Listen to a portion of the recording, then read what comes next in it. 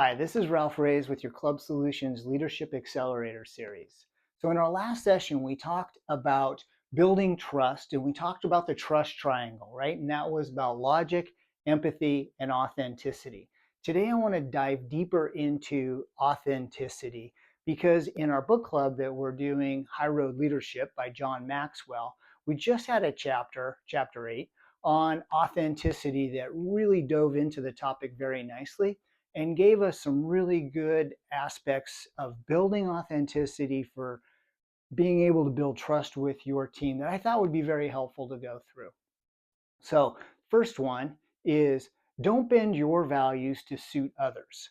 And that is right, your values are who you are as an individual, and any particular circumstance shouldn't change your values. And a work example I could think of was maybe you're on a work trip with a bunch of people, and after dinner there's always the group that maybe wants to stay out and keep going, but maybe they're going someplace that you just don't feel particularly comfortable with. So that would be a situation where, it's okay to be you.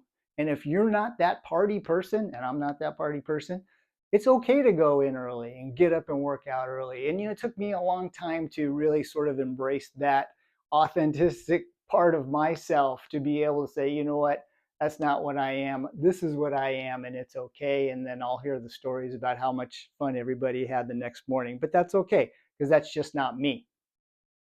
The second one is building your character over your reputation.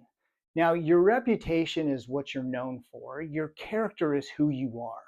And there's going to be circumstances in which we're going to have to choose between those two. I'll give you an example. If I view myself as a highly efficient person, and other people do too, right? I meet my deadlines. I always get back to people on email. I'm very on time, right? That's who I am, and I take pride in that. And let's say I miss a deadline, or I don't see an email, or whatever that is that goes against my reputation. Now I've got a choice at that point. Do I maintain my character and just own it and take a reputation hit? Well, maybe Ralph isn't as efficient as he thinks he is. Or do I kind of try to cover it up? And really what we want to do is we want to take the reputational hit in order to maintain our character. Number 3 is enhancing your gifts and talents. There are things that we are just naturally good at. And I do a session on 6 types of working genius where we spend quite a bit of time of understanding what those couple geniuses are for you.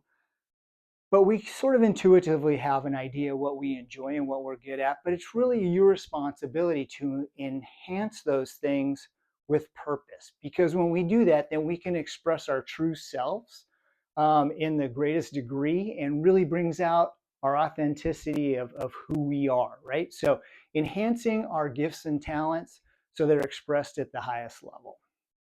The fourth one is being honest about making mistakes. And this is pretty basic and pretty simple, but it's very difficult at some points and very, very important.